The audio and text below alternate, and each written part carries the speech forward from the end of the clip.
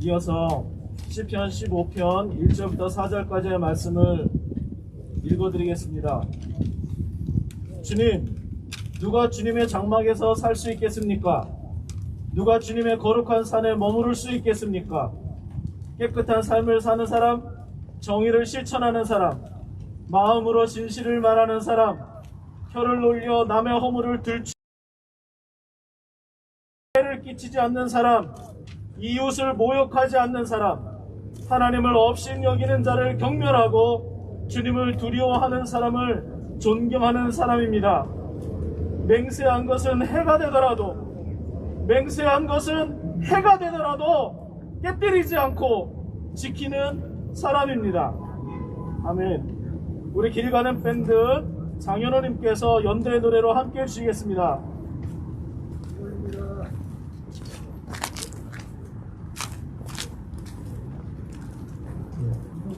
플러즈에는 이미동지라는 노래를 부르겠다고 했는데요.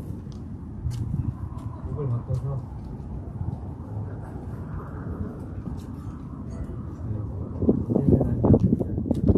제목은 이제는 안녕인데요.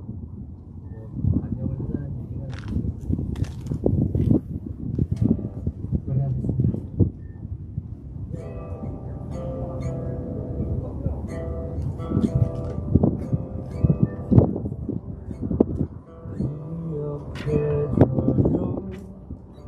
울어도 종일이 위로 떨어져 있어도 마음엔 언제나 함께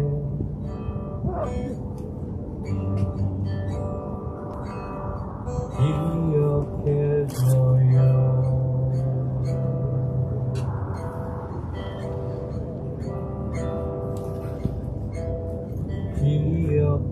기억해줘요.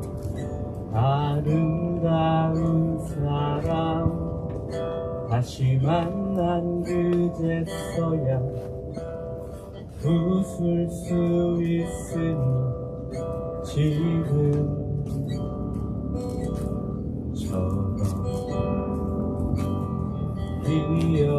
기억해줘요.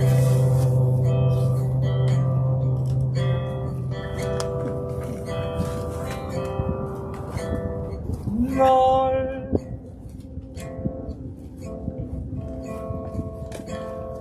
만날 때까지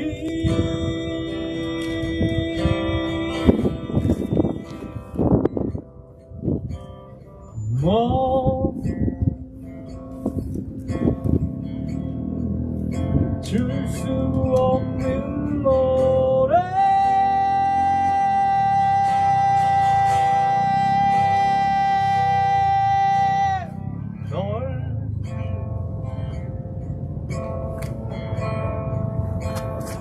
하늘 때까지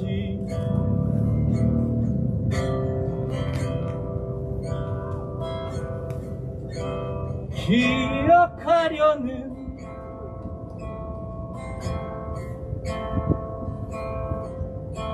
노래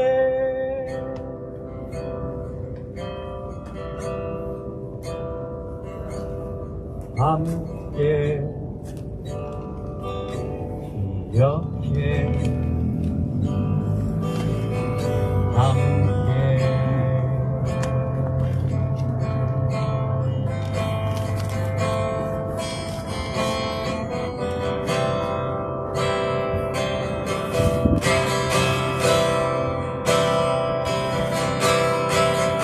그리움 그 끝은 있는다는 너의 말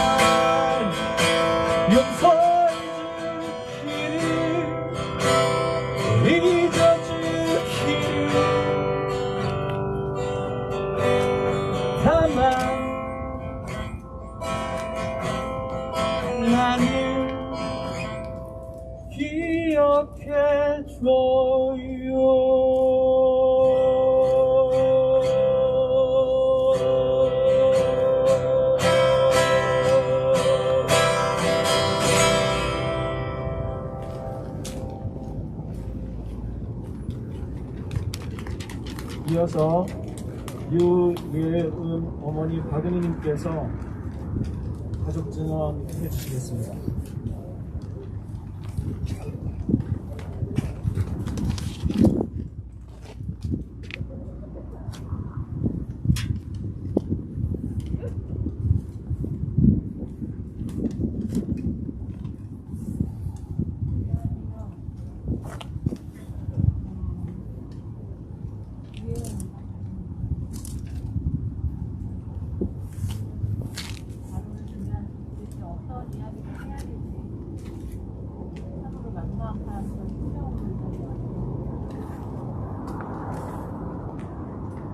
저희 가족들이 4월 17일 그날을 기억하면서 제일 괴로운 지점은 무엇이냐면 아이들이 제 안에서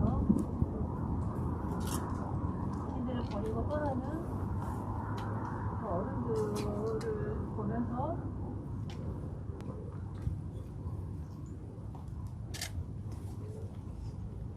어떤 생각을 했을까?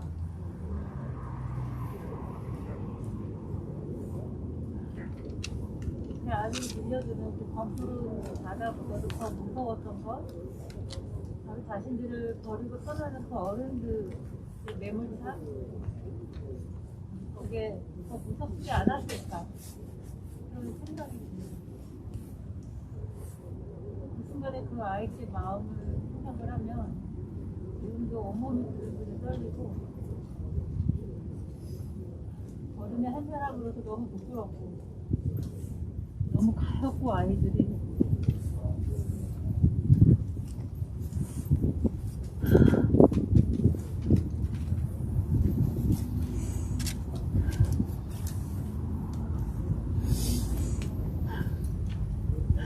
그렇게 떠나보내기는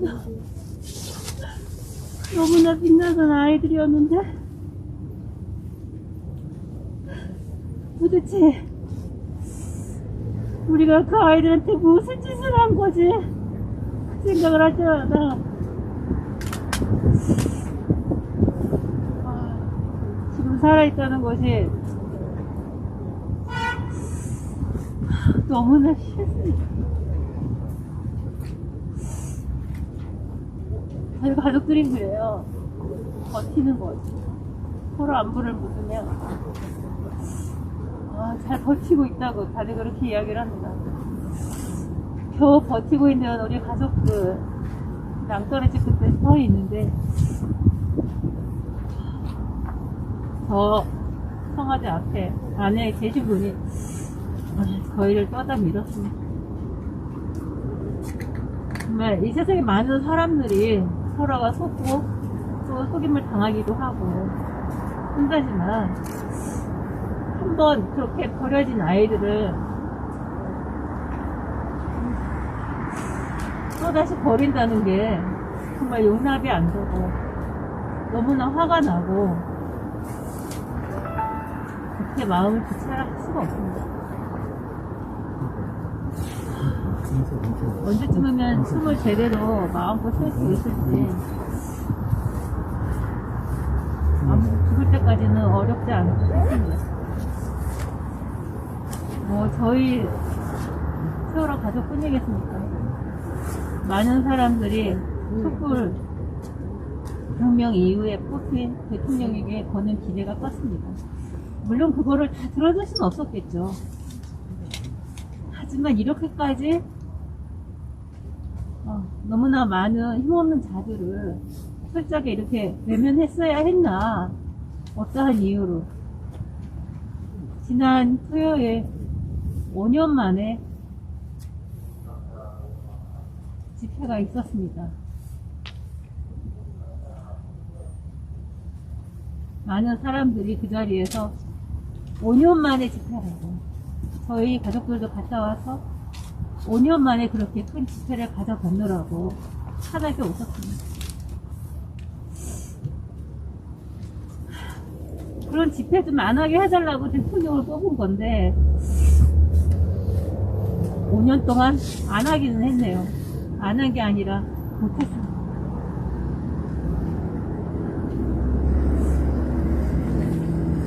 눈을 가리고 귀를 막고 숨지겨 살아야 했던 지난 5년이 너무나 한스럽습니다. 박근혜 서면이 여러분도 똑똑히 보셨지요. 박근혜 그 년은 속 농단도 또 세월호 참사에 대한 미안함도 조금도 없었습니다. 그런 자를 쏟았습니다. 이거는 피해자를 다시 가해자 앞으로 끌어다가 놓은 것과 다름이 없습니다.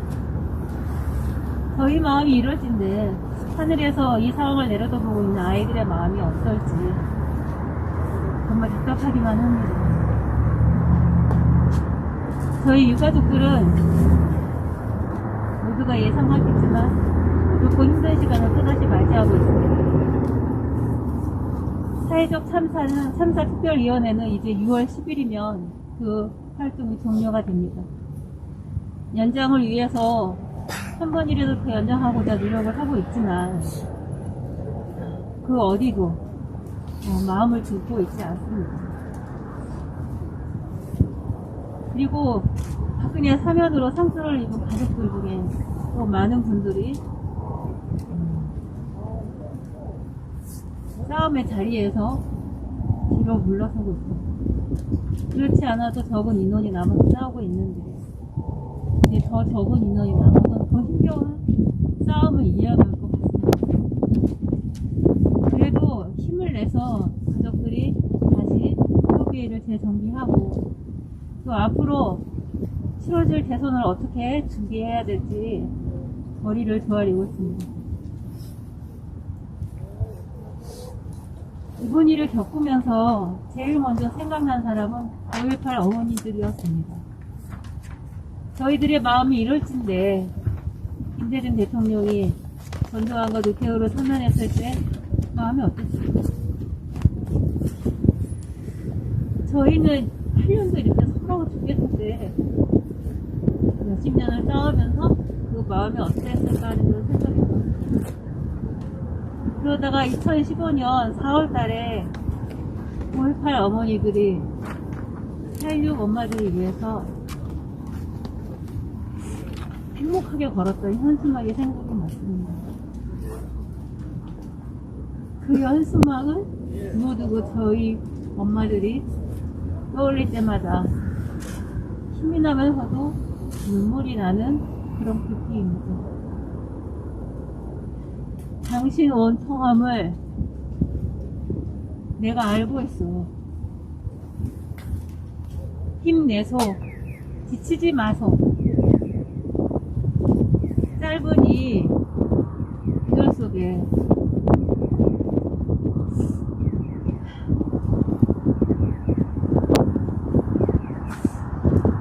정말 그분들의 아픔과 그럼에도 불구하고 단단히 그 자리를 지키고 견딘 힘이 느껴집니다. 저희 가족들 지쳐 쓰러지지 않도록 이 악물고 잘 버틸 겁니다. 왜냐하면 저희들이 아무리 힘들어도 2014년 그 차가운 바닷속 그 아이들만큼 힘들지는 않기 때문에 저희 가족들은 또 일어설 것이고 다음에 누가 대통령이 되든지 저희는 또 꾸준히 싸울 것입니다. 그리고 우리 국민들이 결코 최악을 선택하지는 않을 거라고 믿습니다. 촛불을 든 국민이었고 그 누구보다도 지혜로운 국민이라고 생각합니다. 지금 언론에서 떠들어대는 수많은 수치들 때문에 불안해하지 않고 담담하게 대선을 기다리겠습니다. 그리고 우리가 서로 5.18 어머니처럼 서로에게 힘내십시오. 쓰러지지 마십시오. 라고 말하면서 서로의 마음을 도닥여주고 같이 붙들어 일으켜 세워서 버팁시다. 버티고 끝까지 하나님한테 악쓰면서 당신의 때는 언제냐고 같이 외칠 수 있기를 간절히 바랍니다. 감사합니다.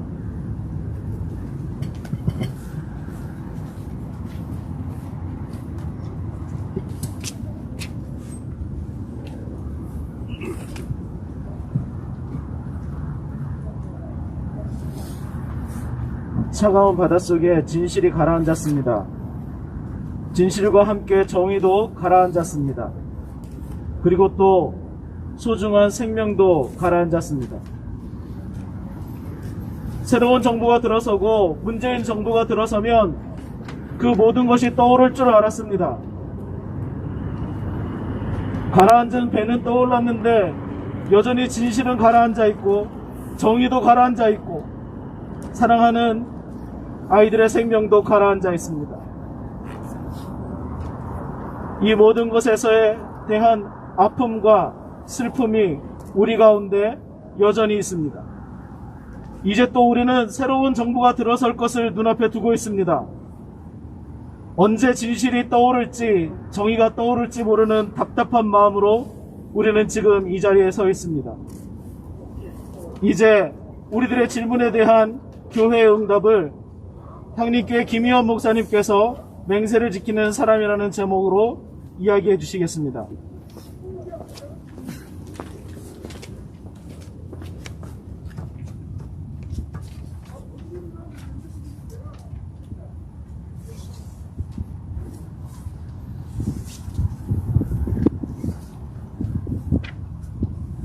대통령 선거를 앞두고 정치가 요동치며 사회적 경랑이 거셉니다.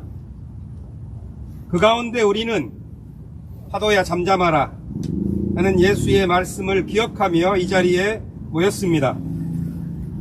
왜 그렇습니까? 고요히 집중해야 할 것이 있기 때문입니다. 현 정부에 대한 평가, 앞으로 세워질 정권을 향한 기대를 생각할 때 우리는 잊을 수 없고 잊어서도 안 될 기억의 원점을 찾게 됩니다. 세월호 참사입니다. 이 정권은 촛불정부를 자처했고 세월호 참사 진상규명을 약속했습니다. 하지만 그 약속을 저버렸죠. 참사 이후 지난 8년간 박근혜 정부가 탄핵되고 머지않아 진실이 밝혀질 것으로 생각했습니다. 하지만 현 정권의 기만과 나태, 무능과 배신으로 인해 유족과 시민은 고문당해 왔습니다.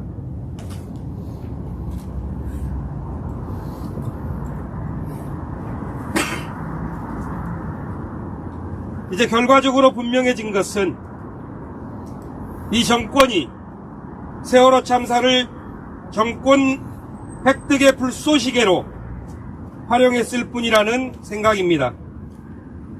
세월호 참사의 진실은 하나도 밝혀지지 않았는데 박근혜는 석방되었습니다.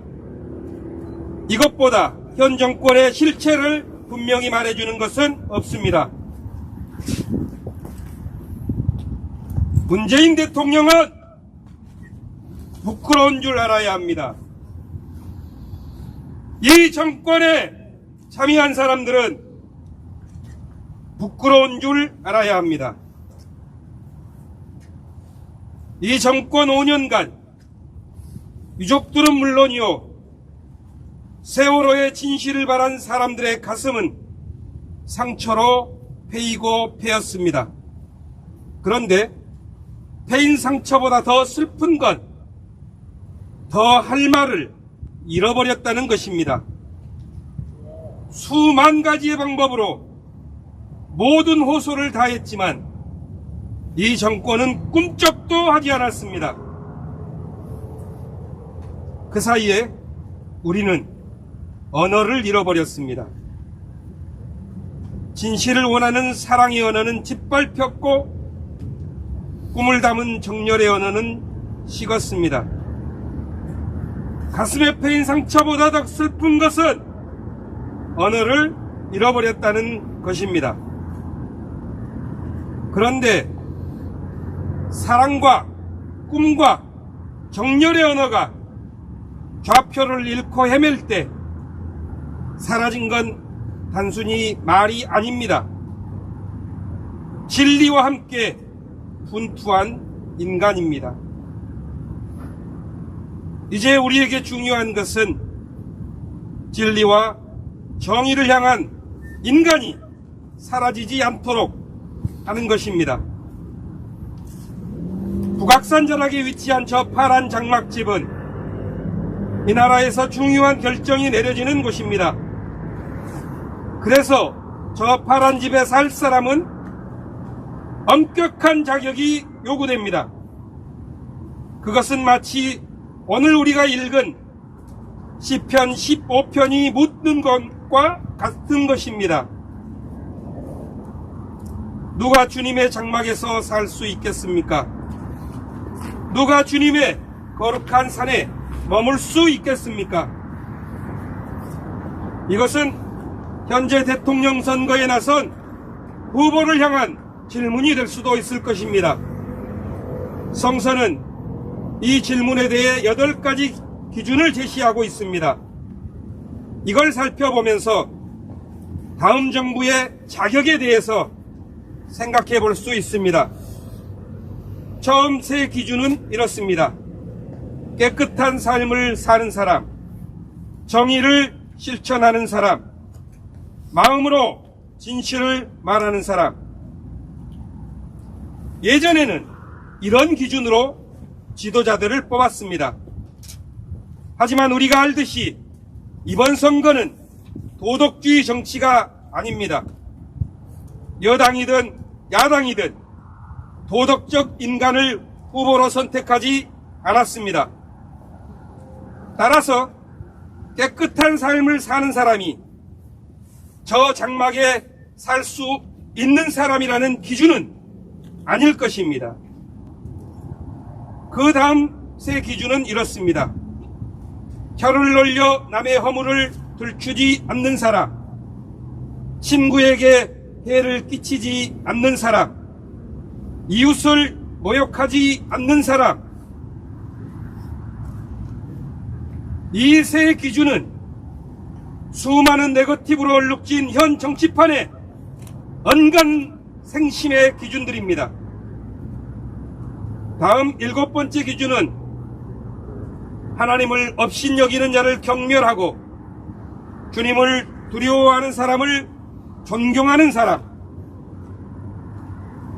이것은 종교에는 옳을지 모르지만 신정정치가 아닌 우리 시대 정치적 기준은 될 수 없을 것입니다.